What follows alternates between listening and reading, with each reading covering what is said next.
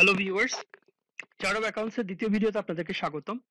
আজকে আমি দেখাবো, গত ক্লাস আমি দেখিয়েছিলাম কিভাবে একটা নতুন অ্যাকাউন্ট অ্যাড করতে হয়, অ্যাকাউন্টের ব্যালেন্স অ্যাড করতে হয়, একটা অ্যাকাউন্টের আন্ডারে কিভাবে সাব অ্যাকাউন্ট ক্রিয়েট করতে হয়, এই বিষয়গুলো গত ভিডিওতে আমি দেখিয়েছিলাম। আজকে আমি দেখাবো কিভাবে একটা অপ্রয়োজনীয় অ্যাকাউন্টকে ইনঅ্যাক্টিভ করতে হয় বা একটা ইনঅ্যাক্টিভ অ্যাকাউন্টকে কিভাবে অ্যাক্টিভেট করতে হয়।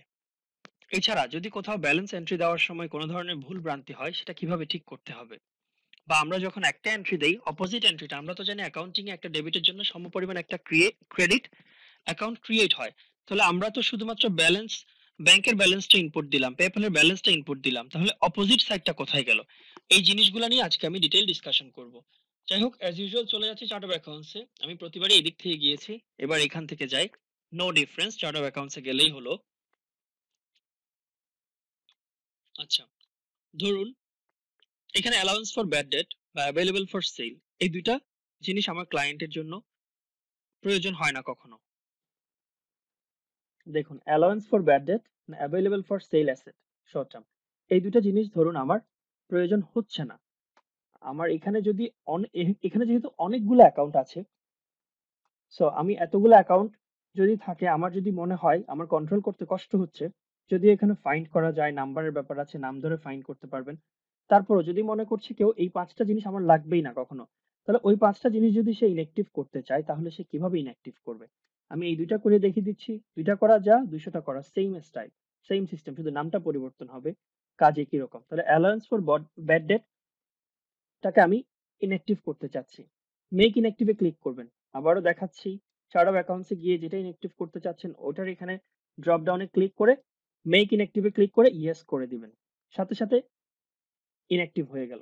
এরপর আবার এটাও করতে চেয়েছিলাম, so available for sale asset short term, এটাও আমি কি করে দিলাম, ইনঅ্যাক্টিভ করে দিলাম।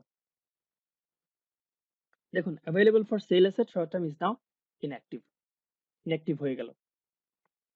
এমন হতে পারে আমার প্রয়োজনীয় কোনো কিছু, সাপোজ ইনভেন্টরিটা তো আমার প্রয়োজনীয়, আমি ভুলক্রমে ইনভেন্টরিটা ইনঅ্যাক্টিভ করে ফেললাম,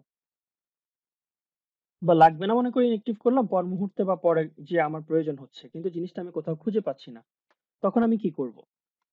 দেখুন, ইনঅ্যাক্টিভ অ্যাকাউন্ট গুলাকে যদি এখানে শো করতে হয়, এখন কিন্তু ইনঅ্যাক্টিভ অ্যাকাউন্ট গুলো এখানে শো করছে না। একটু আগে এখানে অ্যালাউন্স ফর ব্যাড ডেট ছিল, অ্যাভেলেবল ফর সেল অ্যাসেট ছিল, ইনভেন্টরি ছিল, এখন জিনিসগুলো আর এখানে দেখাচ্ছে না। এখন আপনি যদি জিনিসটা আবার ফিরিয়ে আনতে চান, তাহলে আপনাকে এই গিয়ার আইকনে ক্লিক করতে হবে। মনে রাখতে হবে এখানে দুইটা গিয়ার আইকন আছে, একটা এখানে দেখুন, আরেকটা এখানে। আমার কিন্তু এই সাব গিয়ার আইকনটাকে ক্লিক করতে হবে। ক্লিক করার পরে দেখুন, ইনক্লুড ইনঅ্যাক্টিভ অপশন যেটা আছে, এখানে আপনাকে টিক মার্ক দিয়ে দিতে হবে। এই বক্সটাতে আপনাকে টিক মার্ক দিয়ে দিলে যেগুলো আপনি ইনঅ্যাক্টিভ করেছেন ওগুলাও এখানে এখন দেখাবে। দেখুন, ইনভেন্টরি ডিলিটেড, অ্যাকচুয়ালি কিন্তু ডিলিট হয় না। ডিলিটেড মানে এটা শুধুমাত্র শো করছে না, এটা আপনি অ্যাক্টিভ করে দেওয়ার সাথে সাথে আবার দেখাবে।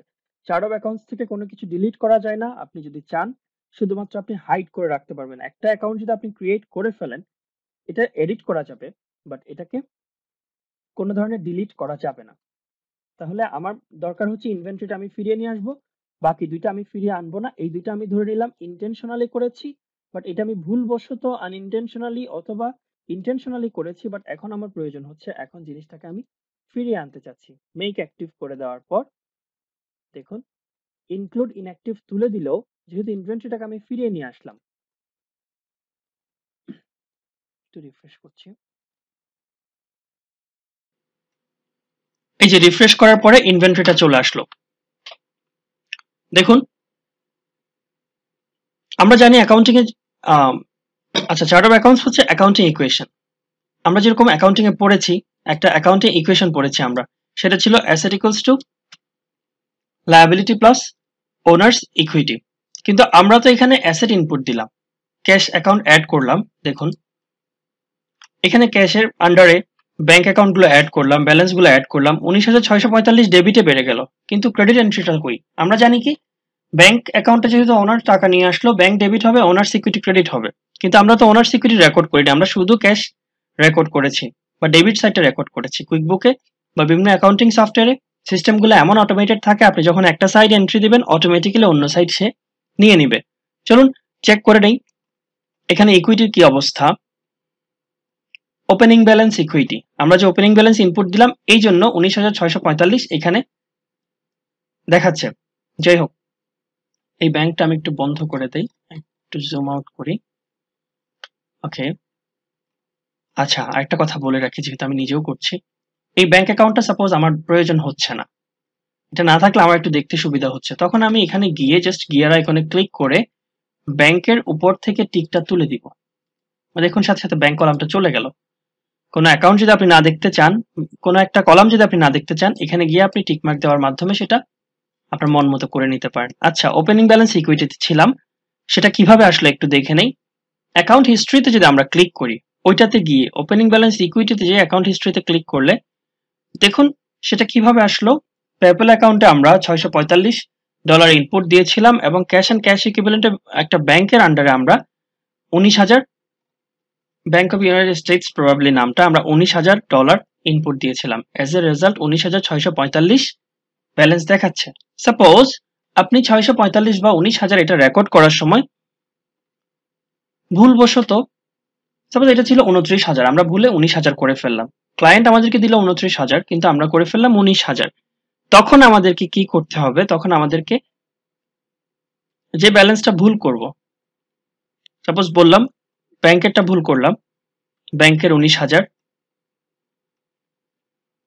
আগে এখানে একটু ট্রানজাকশন হিস্ট্রি দেখি, account history, cash and cash equivalent কিভাবে আসলো। এই যে দেখুন 645 ওপেনিং ব্যালেন্স ইকুইটিতে চলে গেল 645, এখানে আমরা ক্লিক করব, যেটা ভুল হয়েছে ওটার উপর ক্লিক করে আমরা এডিটে যাব। এডিটে যাওয়ার পর এই যে দেখুন ওপেনিং ব্যালেন্স ইকুইটি 645 না, সাপোজ এটা ছিল 845, তাহলে 845 দিয়ে আমরা সেভ এন্ড ক্লোজ দিব। সেভ এন্ড ক্লোজ দিলে এটা 845 ঠিক হয়ে যাবে।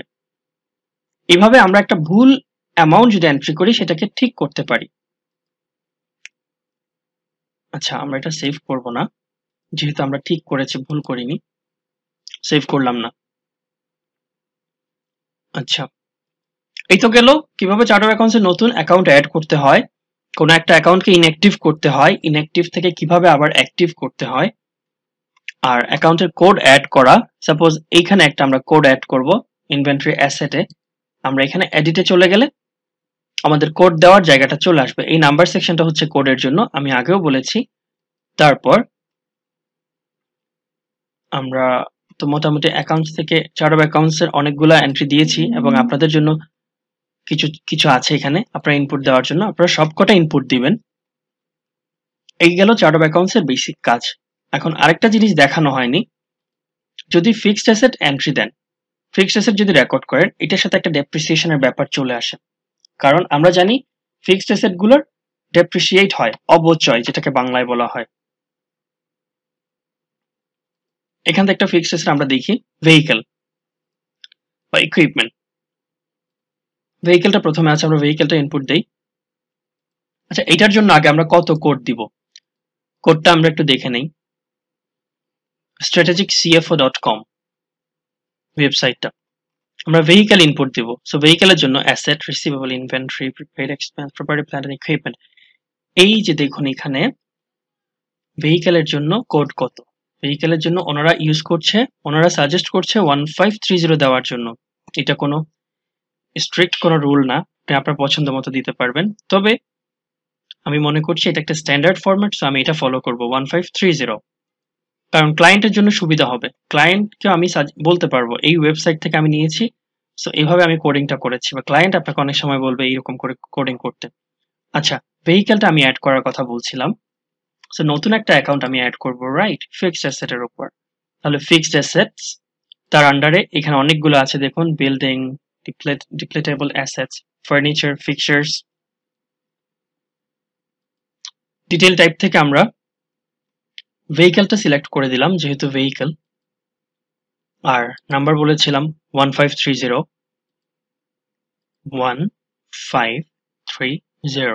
যদি নাম থাকে আপনি নাম দিতে পারেন, সাপোজ এটা হচ্ছে ডেলিভারি ভ্যান।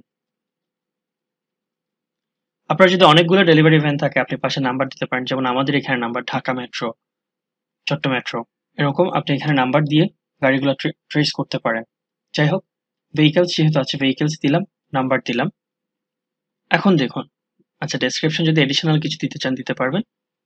এটা কোনো সাব অ্যাকাউন্ট না, এটা হচ্ছে প্যারেন্ট অ্যাকাউন্ট। অরিজিনাল কস্টের কোনো কিছু লেখা নেই এখানে, যদি থাকে সেটা আমরা দিব, আদারওয়াইজ আমরা অ্যাকাউন্টটা এমনিতে ক্রিয়েট করে নিব।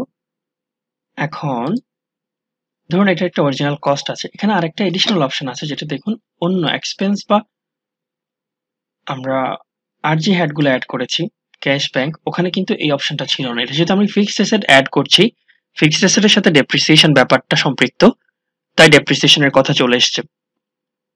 তো আমি এখানে যদি ট্র্যাক ডেপ্রিসিয়েশন দেই, তাহলে দেখুন অরিজিনাল কস্ট কত তারিখে।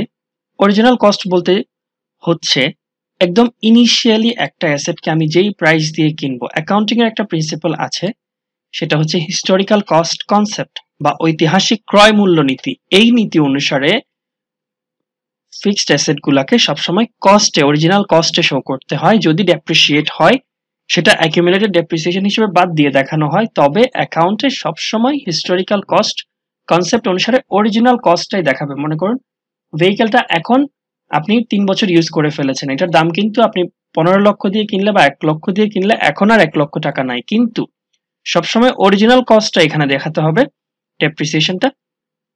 এটা হচ্ছে আরেকটা কথা, এটা কিন্তু এক্সপেন্স ডেপ্রিসিয়েশন না। ডেপ্রিসিয়েশন দুটা, একটা হচ্ছে অ্যাকিউমুলেটেড ডেপ্রিসিয়েশন, অর্থাৎ যেটা অ্যাসেটের কস্ট থেকে বাদ দিয়ে দেখানো হয়, আর একটা হচ্ছে টোটাল টোটাল ডেপ্রিসিয়েশন, যেটা বলছিলাম। অ্যাকিউমুলেটেড ডেপ্রিসিয়েশন মানে অ্যাসেটটা কেনার পর থেকে আজকের দিন পর্যন্ত যত ডেপ্রিসিয়েট হয়েছে। সাপোজ অ্যাসেটটা আমরা কিনেছিলাম $40,000 দিয়ে, সাপোজ আজকে থেকে কয়েক বছর আগে, হ্যাঁ, বা 2019 সালের 1 জানুয়ারিতে আমরা কিনেছিলাম ধরুন, মনে করি এখন 2022 সাল, তাহলে 2019, 20, 21, 22 4 বছর চলে গেল। যদি 2022 ডিসেম্বর মনে করি এখন আমরা, ডিসেম্বর যদি মনে করে থাকি, তাহলে 19 থেকে 22 পর্যন্ত 4 বছর আমরা অ্যাসেটটা ইউজ করেছি, এবং এটার ডেপ্রিসিয়েশন রেট যদি 20% হয় তাহলে, এবং স্ট্রেট লাইন মেথডে হয়।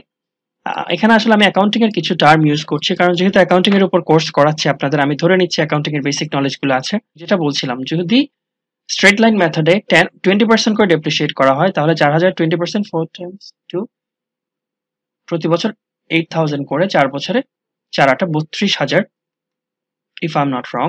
20%, ওকে, 4 8 32,000 কি হয়ে যাবে, ডেপ্রিসিয়েট হয়ে যাবে 2022 সালের ডিসেম্বর মাসে এসে। আশা করি জিনিসটা আপনারা বুঝতে পেরেছেন। এখানে কুইক বুকে কোনো ফিক্সড অ্যাসেট রেজিস্টার নেই।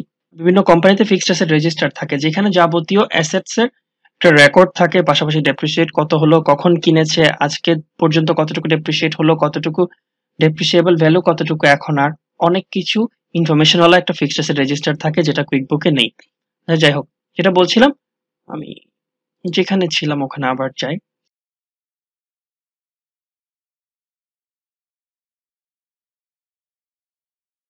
ডেসক্রিপশন দিলাম না, ডেপ্রিসিয়েশন যদি না দেই, এটা ট্রেক দিলেও আমার একটা হাতে অপশন, না দিলেও একটা অপশন। আমি যদি এখন দেই বা না দেই, পরে আর চেঞ্জ করা যাবে না। সাপোজ আমি যদি এখন এখানে অরিজিনাল কস্টটা দিয়ে দিলাম 40,000, এবং 2019 সালের জানুয়ারির 1 তারিখে আমার ভেহিকেলটার ভ্যালু এত, এবং আমি এখানে কিছু দিলাম না, সরাসরি এটা না দিয়ে যদি আমি সেভ করে ফেলি, পরবর্তীতে এটা আর এডিট করা যাবে না। যাই হোক, আপাতত এতটুকুতে সেভ করলাম, যেহেতু ব্যাপারগুলো নিয়ে আরো আলোচনা আসবে সামনে। সেভ এন্ড ক্লোজ করলাম। সাথে সাথে আমরা দেখবো আমাদের চার্ট অফ অ্যাকাউন্টসে ভেহিকেল একটা অ্যাকাউন্ট অ্যাড হয়ে যাওয়ার কথা। আচ্ছা, আমি নিচে পেয়েছি, তারপর আমি ফাইন্ড দিয়ে দেখাই, কারণ অনেকগুলা যখন হয়ে যাবে তখন খুঁজতে আপনাদের অসুবিধা হতে পারে। তখন আপনারা যদি এখানে অ্যাকাউন্ট নাম্বারটা দেন, সাথে সাথে চলে আসবে। এই যে অ্যাকাউন্ট হিস্ট্রি 40,000 রেকর্ড হয়ে গেল।